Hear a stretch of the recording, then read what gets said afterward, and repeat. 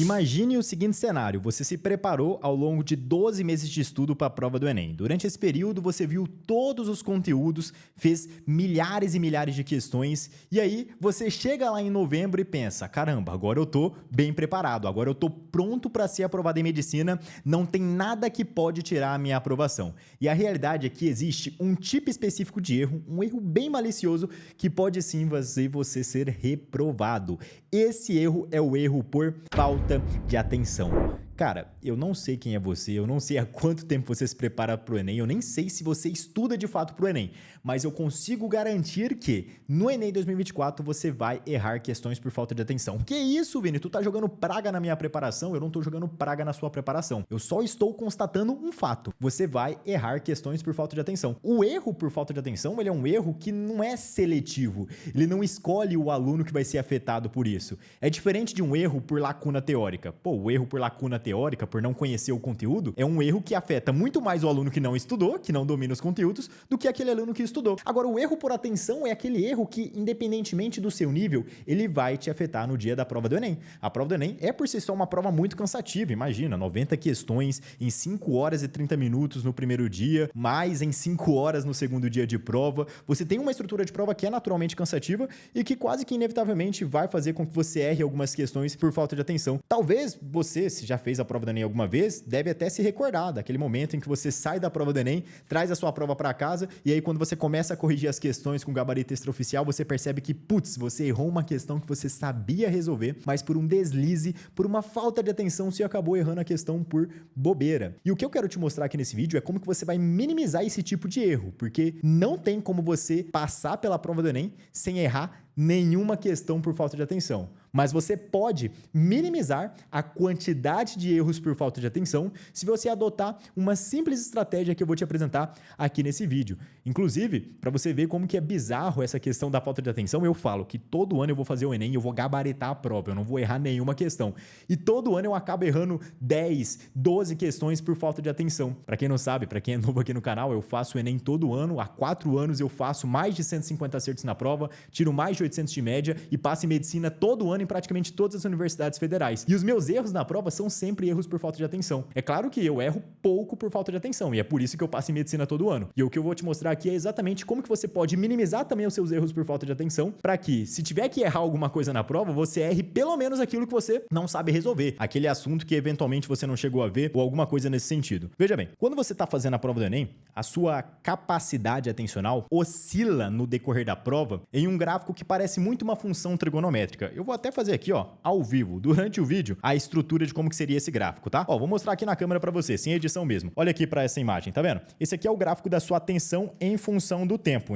Então a sua atenção, ela aumenta, aí ela diminui, aí ela aumenta, aí ela diminui, aí ela aumenta e ela diminui. E ela fica oscilando assim no decorrer do tempo. Há momentos da prova em que você tá extremamente focado, extremamente atento, então dificilmente você vai errar uma questão por falta de atenção. E existem momentos em que você está mais desfocado, você está mais desatento devido ao cansaço, devido a N fatores. Isso é normal, não tem como você evitar isso, não tem como você simplesmente mudar a estrutura fisiológica do seu cérebro para fazer com que o seu foco permaneça constante ao longo de toda a prova. Ninguém consegue fazer isso e se você descobrir como fazer isso, provavelmente você vai se tornar bilionário, milionário se você conseguir vender essa fórmula aí para a indústria farmacêutica. E o que acontece, cara? É exatamente nesses momentos aqui, ó, exatamente nos momentos em que seu foco está mais baixo, né? Então aqui nessa regiãozinha, que você acaba errando por falta de atenção. E como que você pode fazer para evitar esses erros por falta de atenção, se inevitavelmente o seu foco fica mais atenuado em determinados momentos da prova? Realizando pausas durante a realização da prova. Só que calma lá, essas pausas que você vai fazer não são essas pausas que os professorizinhos ficam ensinando para você. A cada 10 questões você faz uma pausa de 10 minutos, tá bom?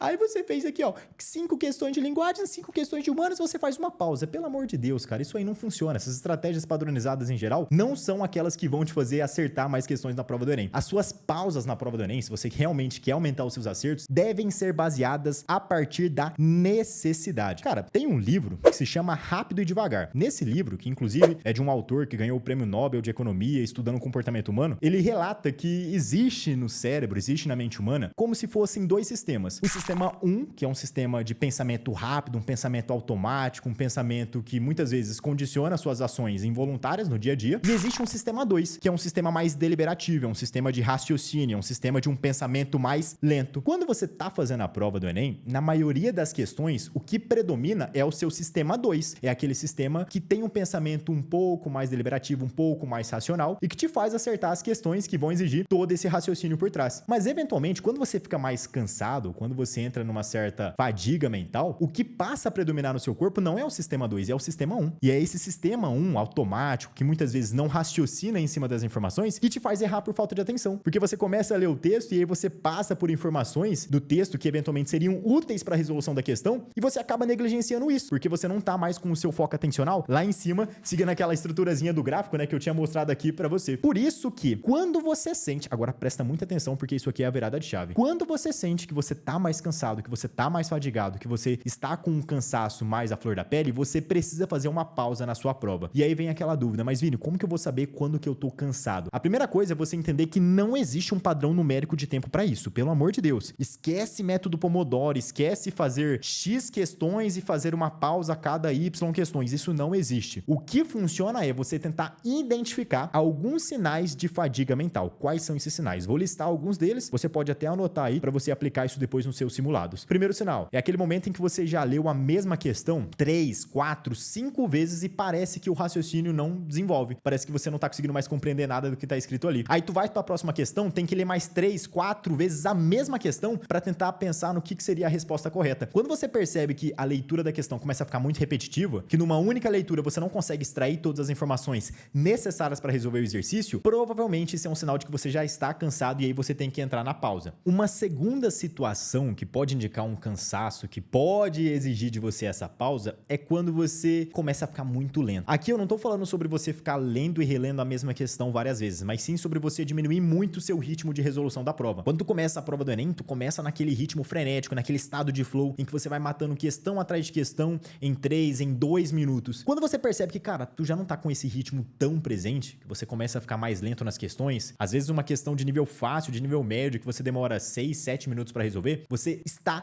diante de um sinal de esgotamento mental e talvez seja necessário você fazer uma pausa nesse momento. E um terceiro sinal, que aí talvez é um dos mais críticos, é quando você começa a errar coisas na sua prova, literalmente por falta de atenção, e você consegue perceber isso. Eu sei que é um pouco difícil, porque, cara, ninguém vai marcar na prova uma resposta que você saiba que não é a resposta certa de fato. Mas, eventualmente, você fez lá uma multiplicação. Pô, 15 vezes 15. Aí tu colocou um resultado. Aí depois tu foi dar uma olhadinha de novo na mesma questão e você viu que você tinha errado essa questão por falta de atenção. Caramba, se você errou essa questão, essa multiplicação por falta de atenção, muito provavelmente as questões que estão próximas dessa questão também podem ter sido erradas por falta de atenção. Talvez se você fez uma divisão ali logo em seguida, você também pode ter errado essa questão por falta de atenção. Então isso também é um sinal para você fazer ali uma pausa, para você fazer aqui esse momento agora de, vamos colocar assim, né, recuperação da sua energia mental, entre aspas, para você poder retomar a sua prova. E aí vem uma dúvida, mas Vini, como que eu vou fazer essa pausa? Como que a pausa deve ser realizada de fato? Existe um estudo que mostrou que as pausas no estudo e as pausas até mesmo diante da realização de um teste devem ser feitas de maneira que você não faça nada. Vem comigo. Tu tá lá fazendo um treino de academia, tu tá fazendo lá seu treino de musculação. Quando tu fica fadigado, quando tu termina a tua série, tu tá lá muito cansado. Tu para a tua série e começa a fazer outro exercício? Não, para e fica totalmente parado. Por quê? Porque o teu músculo precisa daquele repouso absoluto para que ele possa se recuperar